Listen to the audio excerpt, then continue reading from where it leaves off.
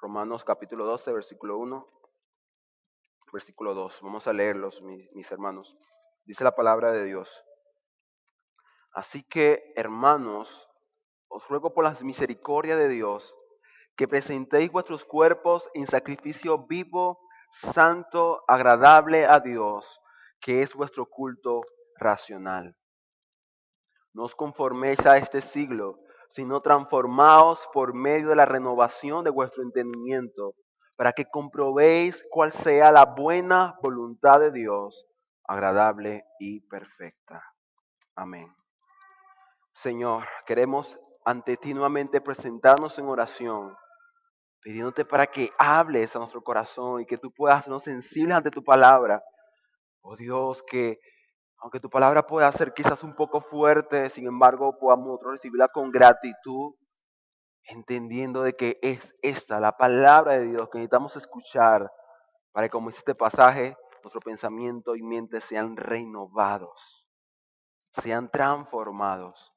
Así que gracias, Señor, por este tiempo, gracias por este momento. Ahora permite que tu Espíritu Santo, Dios, obre a través de esta enseñanza en nuestros corazones. Usa el instrumento según tu voluntad para la edificación de tu pueblo y para la gloria de tu nombre. Lo pedimos en el nombre de Cristo Jesús. Amén y amén.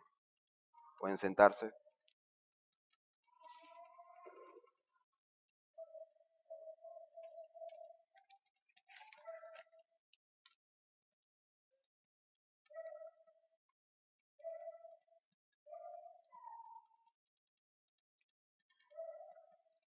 Quisiera comenzar citando las palabras de un hombre, quizás lo conoce, quizás no, y este hombre es Jerry Bridges.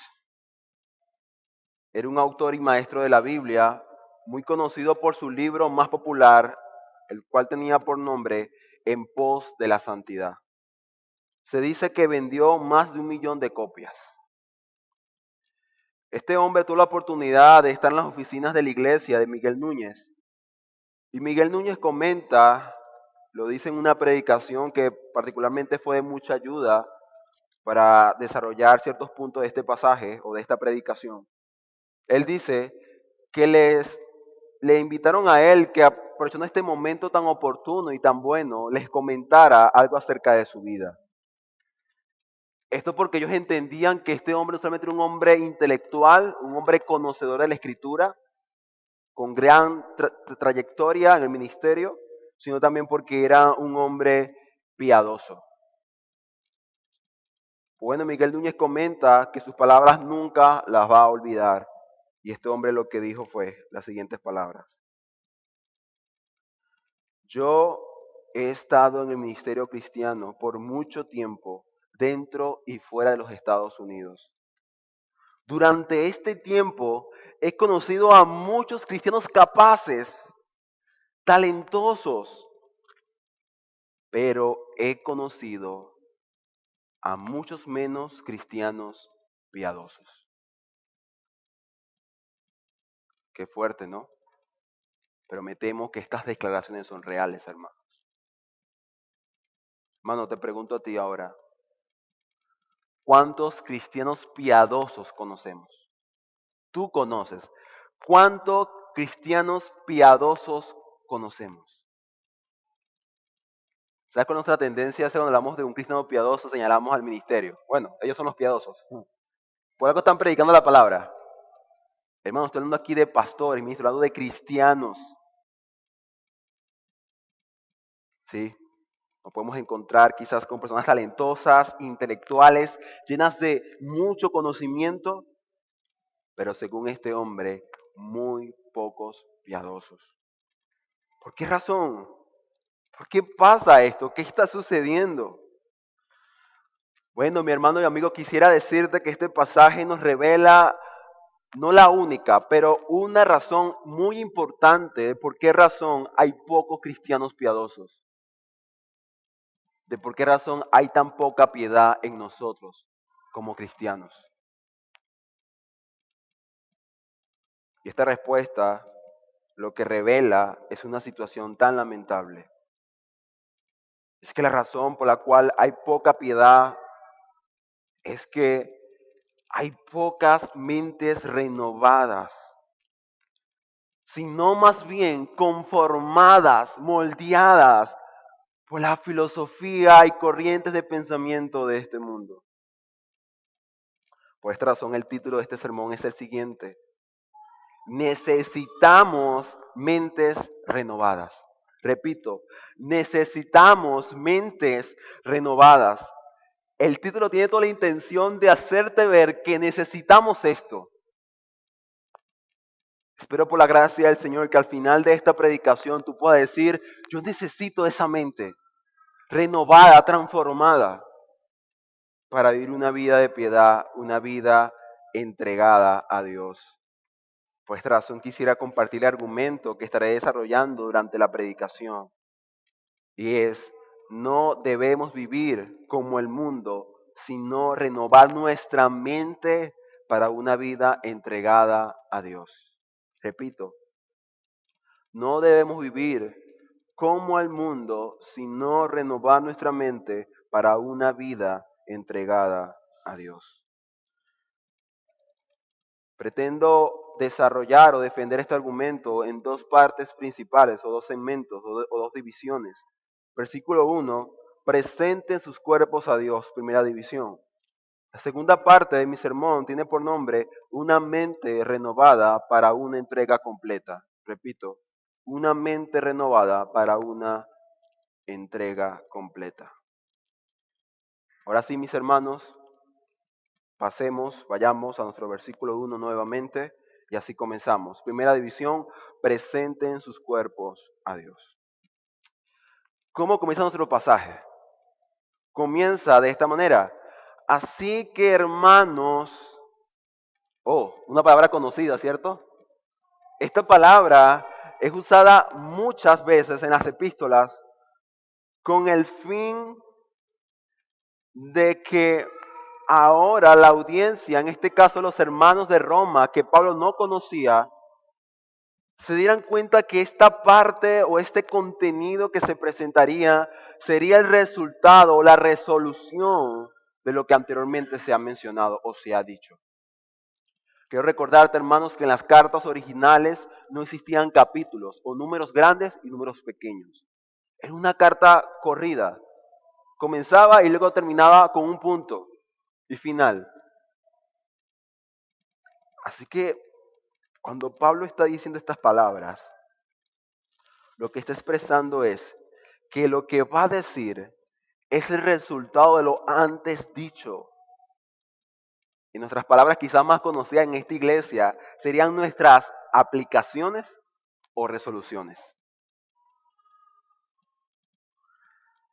Al igual que hacemos nosotros en nuestros sermones, tenemos hacer una lista de aplicaciones al final de la prédica. Igualmente Pablo lo hace. Pero ¿qué ha hecho el apóstol Pablo durante 11 capítulos?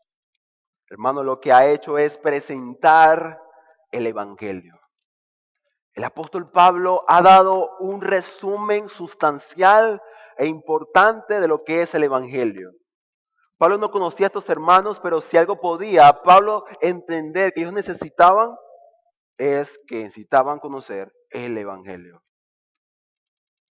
Tú no puedes conocerme a mí o conocer al que está sentado a tu lado, pero sí puedes decir siempre: él necesita del evangelio.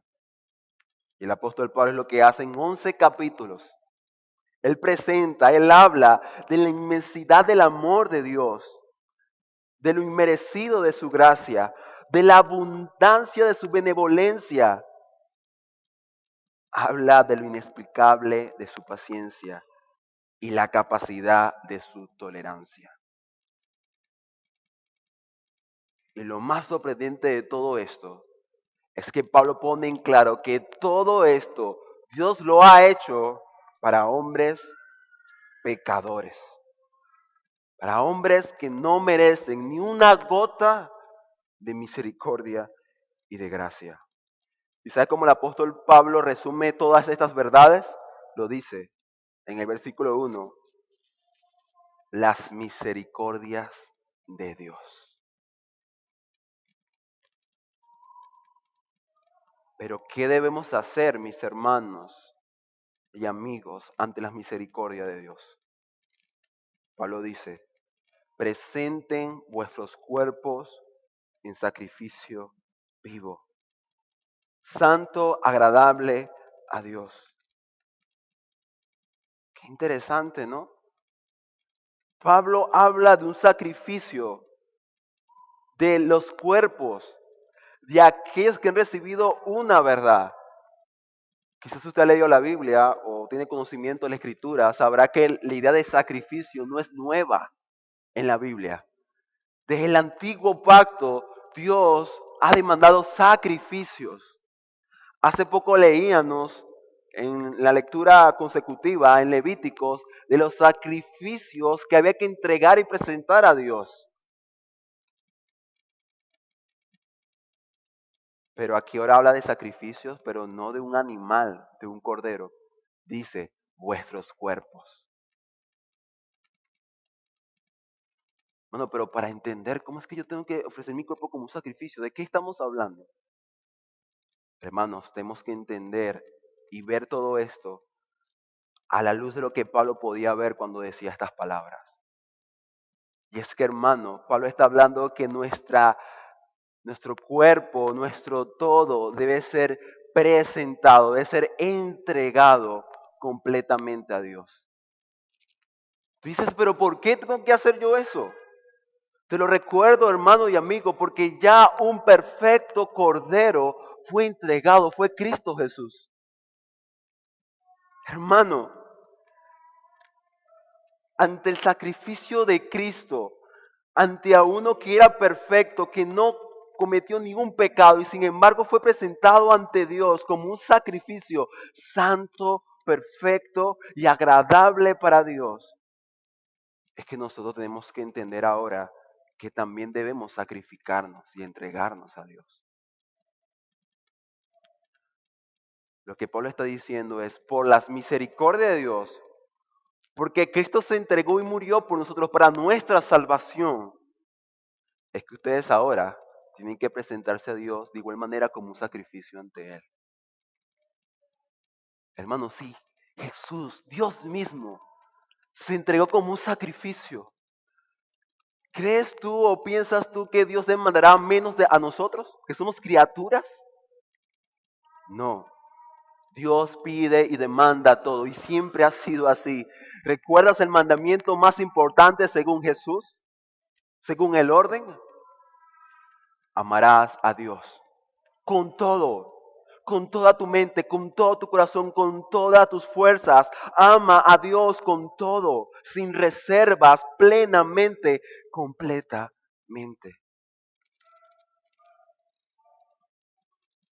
Y tendemos a veces, acostumbramos en los círculos cristianos a hablar de lo que hemos recibido. Hablamos de que recibimos redención, perdón, justificación, que hemos sido adoptados, que hemos recibido la vida eterna. Y no es tan mal, qué bendición hacer esto, pero si esto no me lleva a mí ahora a hablar de lo que yo tengo que entregar a Dios, esto no sirve de nada, sirve de muy poco. Hermanos, este pasaje habla de lo que debemos entregar, por lo que ya Dios entregó primero. Habla de lo que Dios nos pide, de lo que Él nos demanda. ¿No estamos entregando cada día a Dios? ¿Estamos entregando cada día a Dios lo que Él nos está pidiendo? Hermanos, según este pasaje nos dice que son nuestros cuerpos que deben ser presentados ante Dios.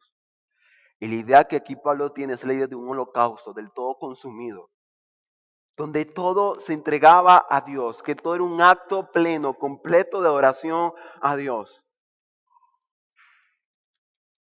Y esto creo que choca mucho con una idea que algunas iglesias tienen de que Dios solamente toca y alcanza mi corazón. No me juzgues por cómo hablo, por cómo me comporto, por donde camino, por donde yo estoy. Dios vino por mi corazón. Hermanos, Dios quiere tu corazón y todo lo que tú eres.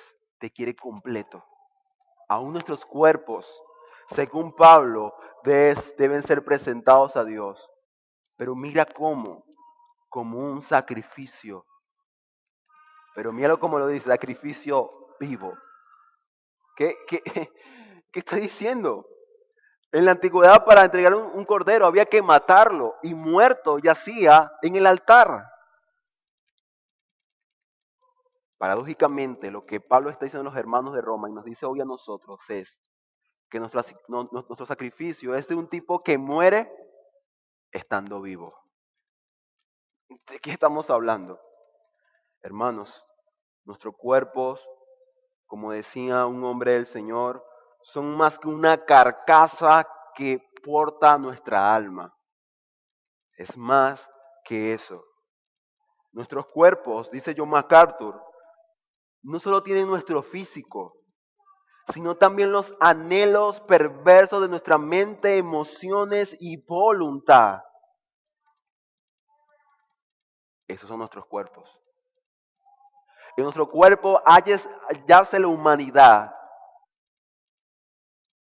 Y en nuestra humanidad yace el pecado. ¿Puedes entender esto? Hermanos, el apóstol Pablo habló mucho de esto. Romanos 7, del 22 al 23, dice, pero según el hombre interior me deleito en la ley de Dios, pero veo otra ley en mis miembros, o sea, está hablando de mi cuerpo, porque se revela contra la ley que está en mi mente y me lleva cautivo a la ley del pecado que está en mis miembros. ¿Te das cuenta lo tanto que Pablo enfatiza sus miembros? ¿Pero de qué está hablando? Está hablando de su cuerpo. Hermanos, Pablo dice que su mente, cuando era posible enfocarse de una manera completa en la escritura, en la ley del Señor, dice que hallaba deleite. Dice que hallaba un deleite inexplicable, que no se puede hallar en otro lugar. Pablo lo dice, pero hay algo que combate dentro de sí. Y según Pablo dice que es la ley que le lleva cautivo. Y esta ley es la ley de su cuerpo. ¿No te ha pasado, hermano, que quieres leer la Biblia, que quieres orar, pero la carne nos la pone difícil? Vamos a orar, leer la Biblia. Sonó el teléfono, una notificación. Vemos la notificación y luego nos vemos un reel, nos vemos un Instagram. ¿No? Y cuando pasa el tiempo decimos, wow, se me fue el tiempo, ya tengo que irme a trabajar. Llegamos a la casa y decimos, no, yo tengo que llegar a orar, a leer mi Biblia, estudiar este pasaje, estudiar este tema. Pero llegamos y hay un partido de fútbol. Oh, están jugando fútbol, vamos a ver el partido de fútbol. Terminó el partido en 2 horas y media y dices, ya es tarde, tengo que acostarme. Hermano, no sé si te has dado cuenta, pero hay una guerra en nuestros miembros, en nuestro cuerpo. Y si quizás no te es tan evidente esto, es porque hay insensibilidad en ti, o lo más lamentable, peor aún, es porque no has nacido de nuevo y por lo tanto no hay vida espiritual en ti. Estás muerto, no sientes nada, como los muertos no sentirían nada. Pero aquí el punto es que Pablo, luego en Gálatas 5:17 dice nuevamente lo mismo, porque el deseo de la carne es contra el espíritu. Hay una guerra, una pelea. Y el espíritu es contra la carne. Y estos se oponen entre sí. Es una lucha campal para que no hagáis lo que quisierais. Hermano, la guerra, el problema está dentro de nosotros. Tenemos que señalar tantas veces los problemas. Mira, ahí está el problema. Mira, es él el problema. No, el problema es la iglesia, el problema son los hermanos, el problema es el que está predicando, el problema es mi mujer, el problema son los niños. No, hermano, el problema, la guerra real está dentro de nosotros. Ahora puedes entender por qué razón para ofrecernos a Dios tenemos que morir. Pablo dice en el capítulo siguiente, dice, hermanos, andemos como de día, honestamente, no en glotonerías, borracheras, no en lujurias y lascivias. Hermanos, esas son expresiones de los deseos de la carne y del vicio que yacen en nuestra carne. No en contiendas ni envidia, sino vestidos del Señor Jesucristo, dice Pablo. Y no proveáis para los deseos de la carne. Es interesante esa expresión, dice, no proveáis para los deseos de la carne. Acaba de decir que hemos vestidos de Cristo, pero todavía habla de deseos de la carne. ¿Qué está pasando? Hermanos, nuestra carne, como diría un buen predicador, no puede ser redimida. No, no va a cambiar su naturaleza. Es como agarrar un puerquito, bañarlo, poner un lacito muy hermoso, sacarlo a pasear en un día lluvioso y ¡pah! Se lanzó en el agua. ¿Qué pasó? Te bañé. No, es que la cerdita, su naturaleza es esa, se va a encharcar cada vez que un charco se va a lanzar en él. Hermano, no pienses que porque tengo años en el ministerio, porque he predicado ante multitudes, porque mi ministerio ya es visible en redes sociales, porque he discipulado a tantas personas, mi carne se redimió, transformó, se cambió. No, nuestra carne no puede ser redimida, no puede cambiar su naturaleza, no la podemos cambiar. Nuestra carne no puede ser domada, nuestra carne debe ser mortificada. Debemos darle muerte, muerte. De lo que Pablo está diciendo, como un sacrificio vivo. Hermanos, tenemos que morir para vivir para Dios. Algo tiene que morir en nosotros. Hermano, entiéndelo, no es natural para nosotros orar. No es natural para nosotros deleitarnos en la palabra de Dios. No es natural servir con gozo a otros. No es natural tener un deseo y un amor por la iglesia. Nada de esas cosas que sabemos que son buenas y son admirables, vienen naturalmente a nosotros. Dejemos de estar en el sofá espiritual esperando que todo venga a nosotros.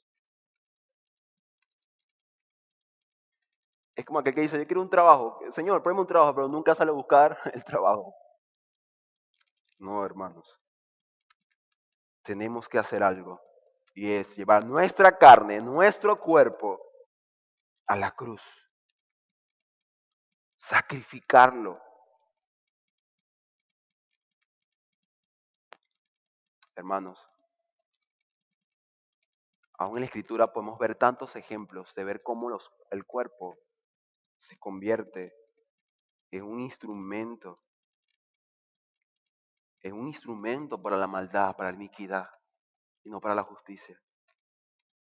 Pablo dice en Romanos 6, 12 al 13, no reine pues el pecado en vuestro cuerpo mortal. Está hablando de esta carne, está hablando de esto. De modo que lo obedezcáis en sus concupiscencias. No, que no reine, ni tampoco presentéis vuestros miembros al pecado, no presenten sus cuerpos al pecado como instrumentos de iniquidad, sino transformaos vosotros mismos a Dios como vivos entre los muertos y vuestros miembros a Dios como instrumentos de justicia. Palabra presentaos, la misma palabra que usa el apóstol Pablo, presenten, entreguen sus cuerpos a Dios. Pero te das cuenta que nuestros cuerpos son instrumentos naturalmente de iniquidad y de maldad y que deben ser usados para justicia. Hermanos, ¿recuerdas la caída de David? ¿Recuerdas que David pecó muy grave ante el Señor? ¿Cómo pecó? Sí, sabemos que fue perezoso, algo pasó, no quiso salir a la guerra, estuvo en ocio, subió a su alcoba a ver lo que había, contemplar el paisaje y con sus ojos observó la mujer de su prójimo. Eran sus ojos en ese momento los que fueron usados como un instrumento para luego pecar. Hermanos, ¿son nuestros cuerpos santificados y apartados por Dios?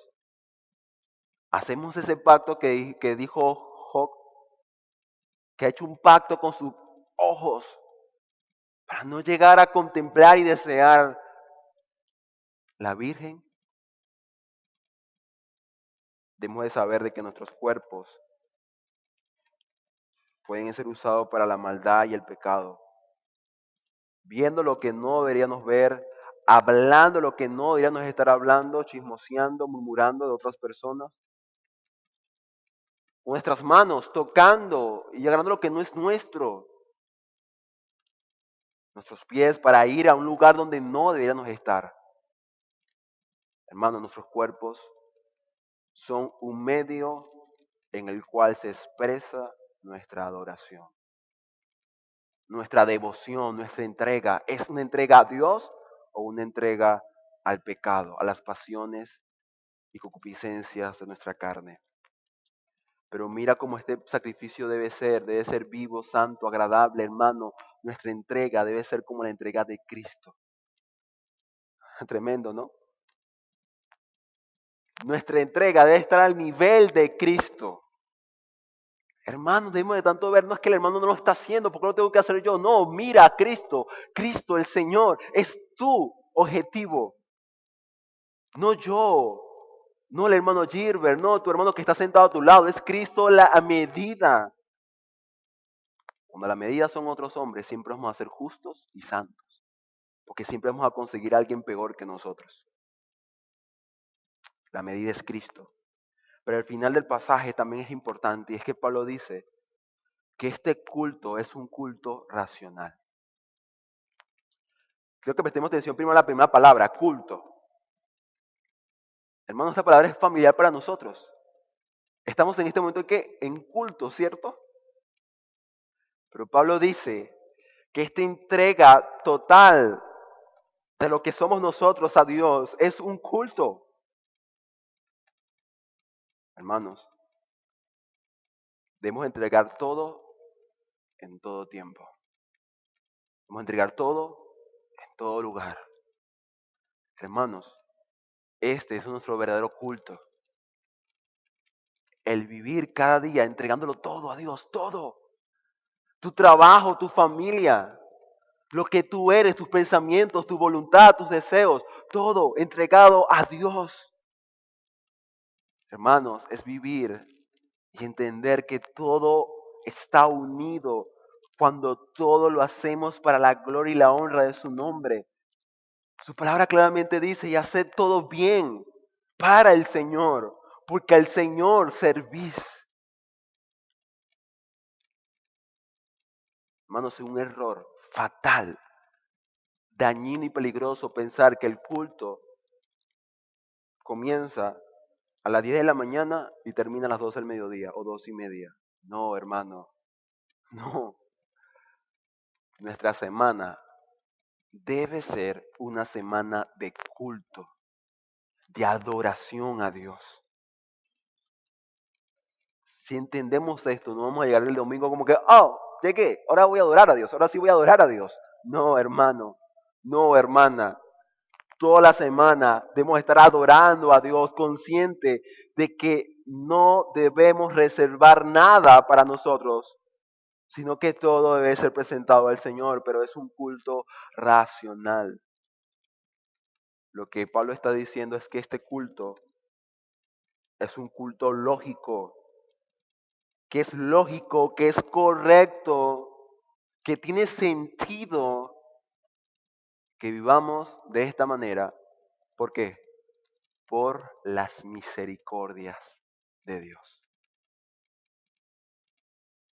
¿Crees tú que es lógico que si Dios vino, se encarnó, murió y se entregó por completo, si es lógico que un Dios que tiene un corazón de siervo y que nos sirve cada día a nosotros, que el Dios Trino, Dios Padre, Dios Hijo y Espíritu Santo sirven a nosotros? ¿Te parece lógico y correcto que nosotros ahora sirvamos total y completamente a ese Dios? Sí,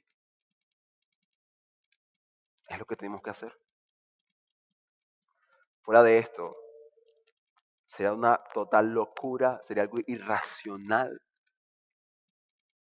Y entiendo que para el mundo es algo loco, estos angélicos están locos, ¿qué están diciendo? Pero qué tremendo, hermano, que la sabiduría de Dios es así. Lo que para Dios es valioso, para el mundo es despreciable. Para lo que Dios, para lo que la mente de Dios es algo importante, para el mundo no lo es. Por esa razón pasemos al segundo pasaje, el segundo punto de este sermón, hermanos, porque no hemos terminado.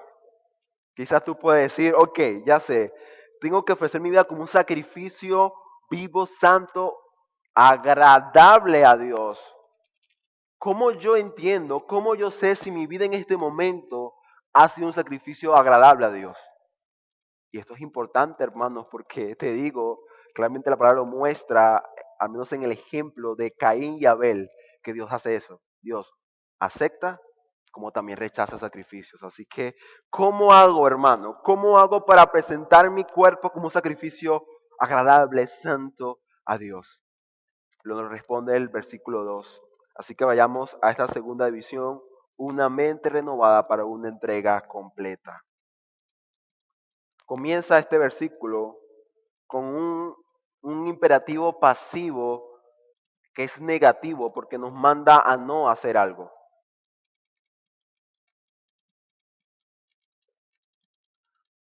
Y esto es, no os conforméis a este siglo. Sé que nuestra versión lo dice de esta manera, pero originalmente hay una palabra y es la palabra y. Lo que quiere decir entonces es que si dice, y no os conforméis a este siglo, es que no es una idea separada, sino unida a lo que hemos hablado hace un momento, acerca de presentar nuestro cuerpo como sacrificio vivo ante Dios. Así que esta ordenanza, este imperativo, lo que busca, lo que pretende, es que absteniéndonos de esto podamos conseguir o hallar algo mucho mejor. Y es lo que dice más adelante. Sino transformados por medio de la renovación de vuestro entendimiento para que comprobéis cuál sea la buena voluntad de Dios, agradable y perfecta. Hermanos, nuestras mentes son importantes para una vida santa y una vida piadosa. Si te preguntas cómo yo ofrezco mi cuerpo como un sacrificio vivo, santo, agradable a Dios, Pablo dice claramente, necesitamos una mente renovada, transformada.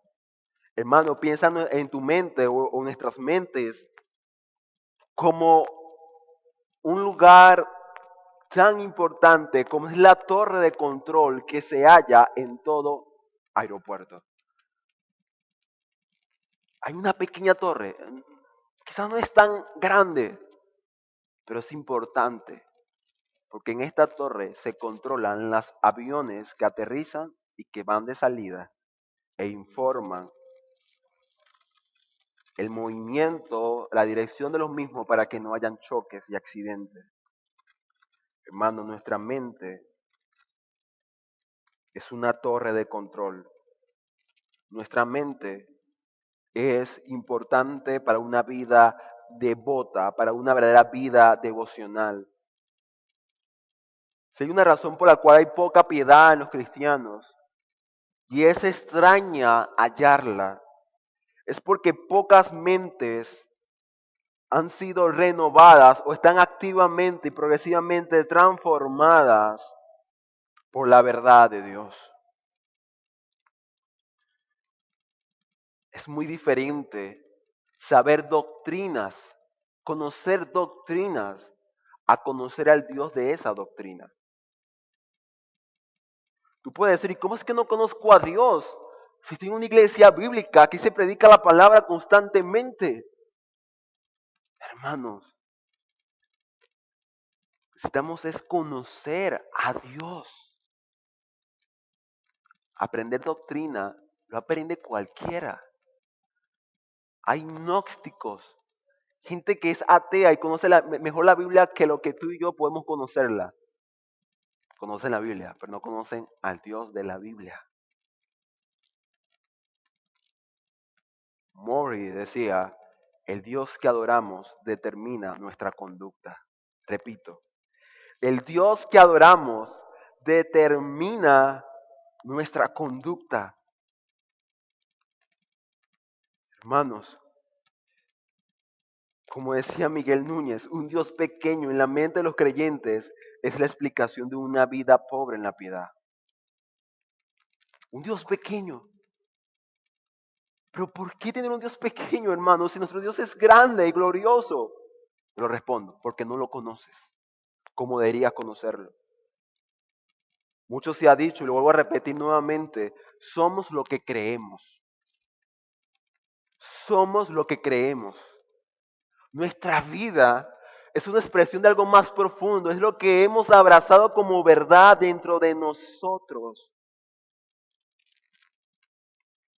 Esto quiere decir que si nuestros cuerpos, recuerda, son un recipiente de maldad, nuestro pensamiento debe ser transformado, renovado.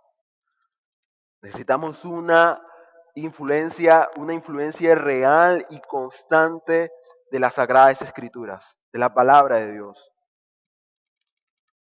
John Stott decía, si quieres vivir bien, tienes que pensar bien. Se nos han dicho tantas mentiras acerca de la pobreza. Y dicen, la pobreza es porque hay sobrepoblación, porque hay muchas personas.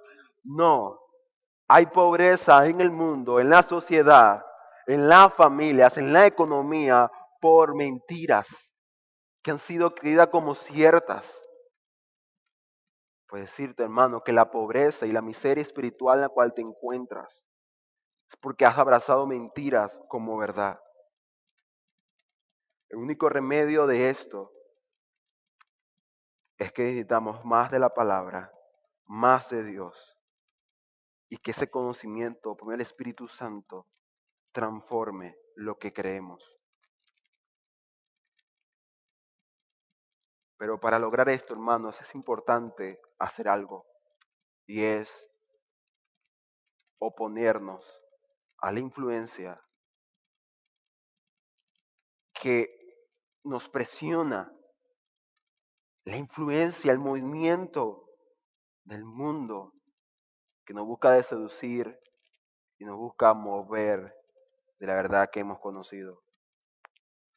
Por esta razón, este imperativo que hay en la primera parte del versículo es tan importante, hermano, porque lo que nos dice es, no se conformen a este siglo, no se conformen a este mundo.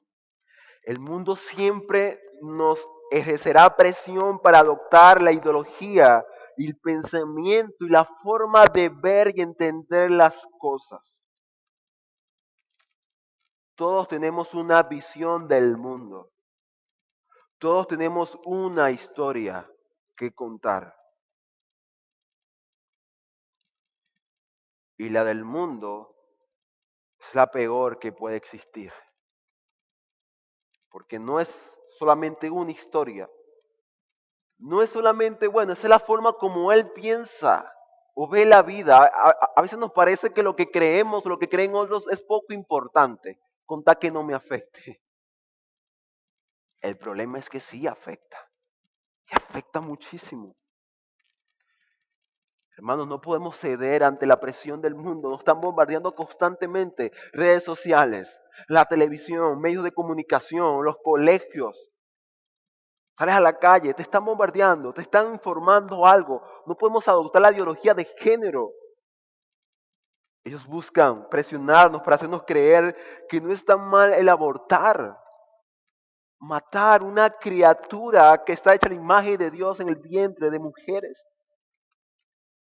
El mundo pretenderá y querrá que nosotros abracemos el feminismo político, ideológico. El mundo busca que nosotros, hermanos, como iglesia, aceptemos y abracemos los nuevos parámetros o formas de educación para los niños.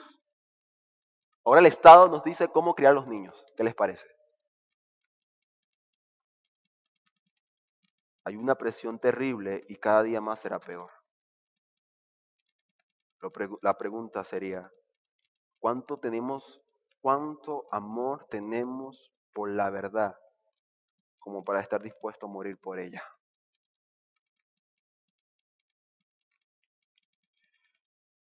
Para tener una mente renovada, hermano, santificada, necesitamos oponernos y resistirnos a lo que este mundo promueve y desea que hagamos. Dice una nueva rama de la medicina que las redes sociales nos dejan un impacto al nivel cerebral. Repito, las redes sociales tienen un poder para generar un impacto a nuestro nivel cerebral. O sea, nuestra estructura cerebral es afectada por lo que estamos visualizando, lo que estamos viendo en redes sociales. Te pregunto, hermano, ¿qué acostumbras ver en redes sociales? ¿En qué pasas tu tiempo? ¿Qué estás viendo? ¿Qué contenido estás consumiendo? Esta rama de la medicina está declarando con diversos estudios que el cerebro tiene la capacidad de cambiar, de sufrir una transformación, un cambio, según las experiencias que sufrimos. Quiere decir entonces que las experiencias dan forma y afectan nuestras mentes.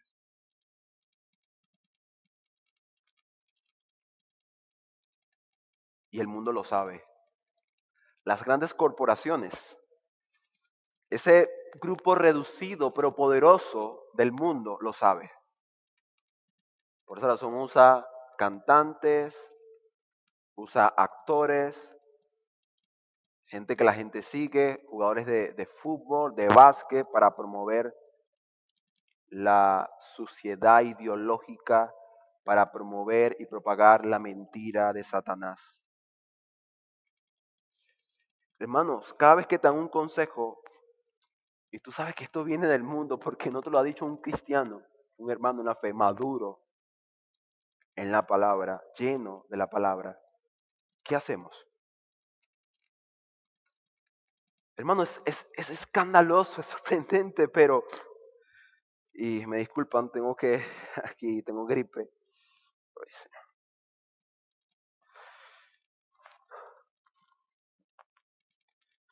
Es sorprendente, es escandaloso la facilidad, hermanos, con la que nosotros, ante lo que el mundo propone y dice que es cierto, es real y es bueno, nosotros vamos como corderitos a hacer caso y aceptarlo.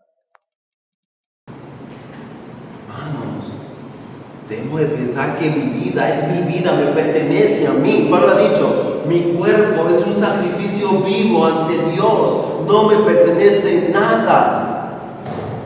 Solo somos mayordomos de Dios, en el mundo de Dios. Solo somos eso. Solo somos mayordomos de Dios.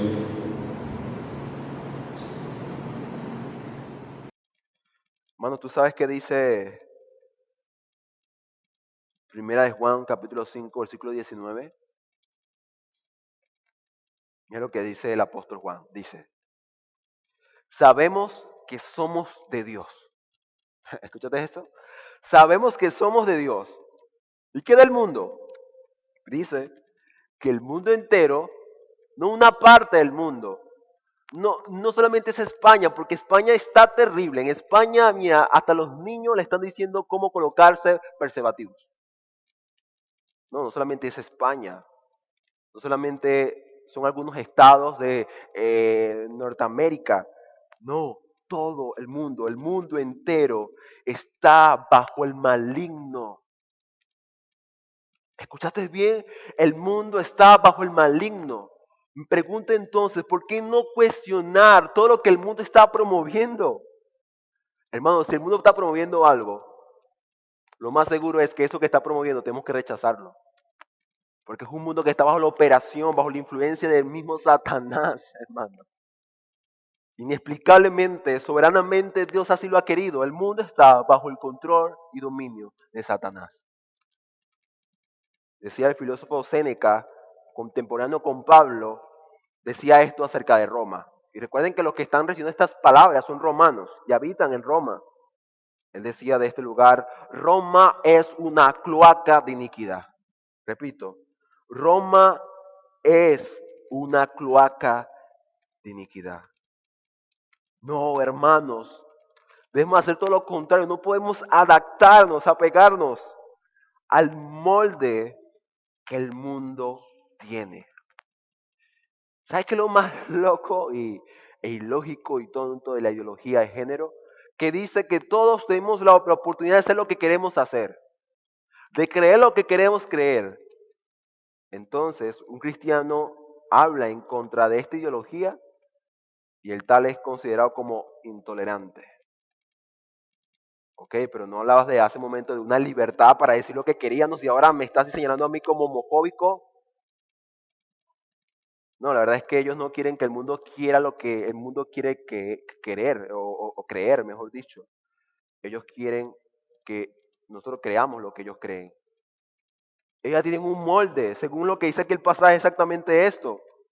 No conforméis a este siglo. La palabra conformarse habla de forma, pero también tiene una terminación que habla de apegarse o de transformarse a la luz de algo, a la luz de un pensamiento.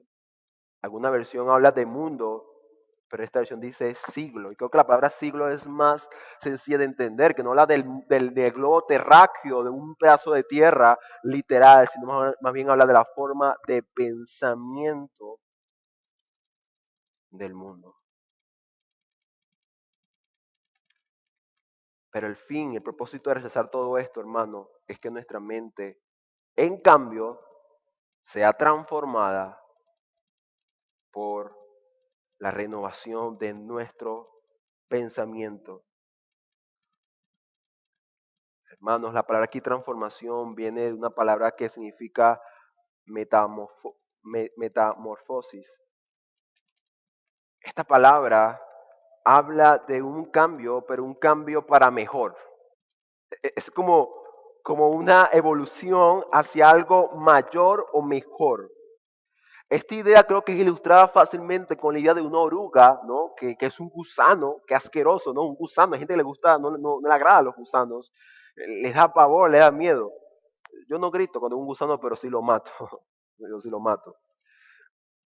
Pero sabes, probablemente mataste un gusano que si le dabas unos días más sería hermoso, porque se iba a convertir en una bella mariposa. Ese tipo de transformación, hermano, es lo que Pablo está comunicando que debe pasar con nuestra mente. Tú puedes pensar y decir, no, hermano, pero es que yo tengo buen conocimiento y voy bien. Es que yo estoy bien, hermano. Pablo dice, todavía te falta. Debes seguir trabajando. No podemos decir como algo como que, ya, hermano, ya renové mi mente. No es así tan fácil. Todos los días tenemos que renovar nuestra mente porque todos los días somos expuestos ante la ideología, ante la mentira de Satanás que este mundo promueve. Todos los días nuestra mente necesita ser transformada ante la gloria, ante el conocimiento de Dios. Y hermano, si conoces a Dios, si conocemos a Dios, nuestra vida cambiará. Mira lo que dice, para que comprobéis cuál sea la buena voluntad de Dios, agradable y perfecta. Hermanos, cuando pases más tiempo con Dios, vas a conocer a Dios y por lo tanto vas a saber qué es lo que Dios desea y anhela de nosotros. Cuanto más conscientes estemos de quién es Dios, lo que Dios desea, lo que Dios ama, vas a terminar viviendo bajo la conciencia de que estás bajo la lupa de Dios. Y que por tanto este conocimiento es desarrollado en un contexto de amor, lo cual te llevará a ti de forma amorosa a entregar todo a Dios. ¿Cuántas veces no hemos tomado decisiones, hermanos, sin consultar nuestras Biblias? Y aún todavía, sabiendo lo que la Biblia dice, decimos, no, yo voy a hacer esto porque yo creo que esto es mejor.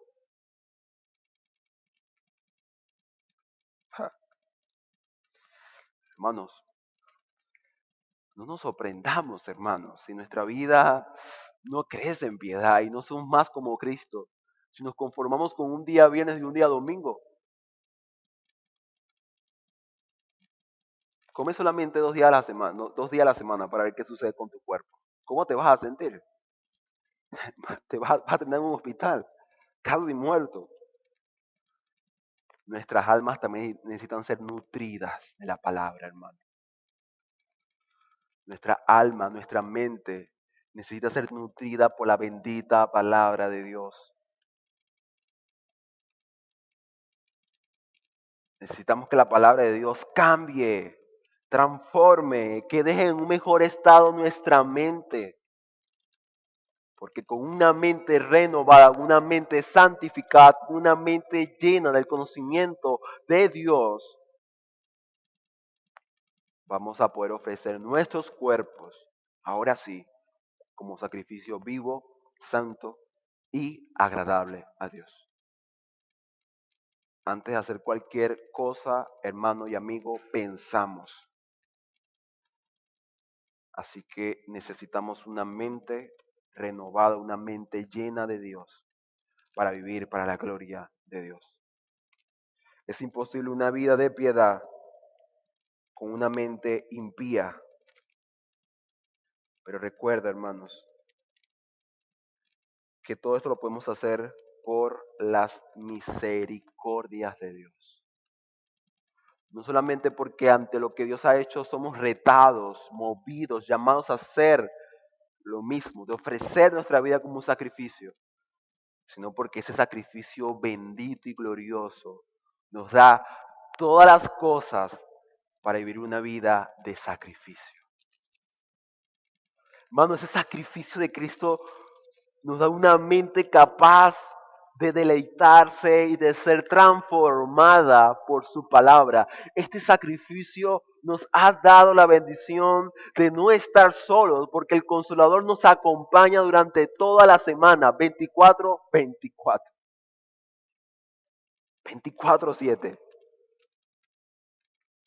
Y ese espíritu, por medio del estudio y el escudriñar constantemente la palabra, va a transformar nuestras vidas.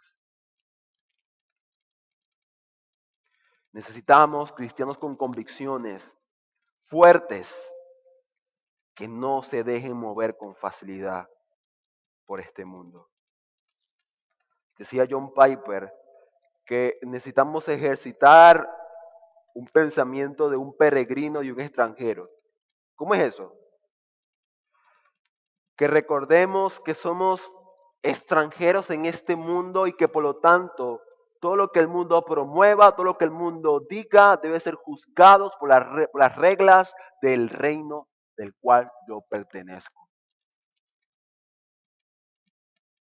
Necesitamos recordar de que todo debe ser hecho, debe ser llevado a cabo bajo la lupa y bajo la luz del mismo consejo de Dios. Hermanos, recordemos, no somos de este mundo, no somos de este reino, del reino del mundo, que muy pronto acabará y terminará bajo la mano poderosa de Cristo. Somos parte del reino de Dios. Como tales, puesto que la noche está avanzada y muy pronto viene el día, como dice Romanos 13:12, armémonos de la luz. Y andemos como de día, no como de noche, vestidos del Señor Jesucristo. Quisiera terminar con aplicaciones. Iglesia, no debemos conformarnos a la cultura y pensamiento de este mundo. Al contrario, debemos ser una influencia del reino de Dios aquí en este mundo. No se conviertan, no nos hemos convertido nosotros a ellos, sino ellos a nosotros. Hermano, no podemos entregar plenamente a Dios lo que Él nos está pidiendo si no somos transformados por medio de una verdadera renovación de nuestra mente. Cuando vayas a buscar una vida piadosa, no te olvides de tu mente. Ella es necesaria. Renueva tu mente por medio de las Sagradas Escrituras. Si queremos ser un sacrificio agradable a Dios, recuerda, debemos ser como Cristo. Amigo, tu cuerpo, tu mente están sujetos, son esclavos a una cultura antibíblica, anti-Dios, que está bajo el gobierno de Satanás. Sí, lo escuchaste bien. Si no estás bajo el gobierno de Dios, si no vives para la voluntad de Dios, para la gloria de Dios, está bajo Satanás. Y puedes ser loco, puedes ser... ¿Cómo es eso? Sí, si no eres de la luz, eres de las tinieblas. Por lo tanto te lo digo, ¿verdad? Rogando a Dios que esa situación cambie. Porque tu única esperanza, escúchalo, tu única esperanza es que la misericordia, esta misericordia escandalosa de Dios, que el apóstol Pablo ha desarrollado por 11 capítulos, te alcance. Y que tú creas en aquel que fue un sacrificio aceptable, agradable a Dios, Cristo Jesús. Porque recuerda, Él murió para el perdón de tus pecados.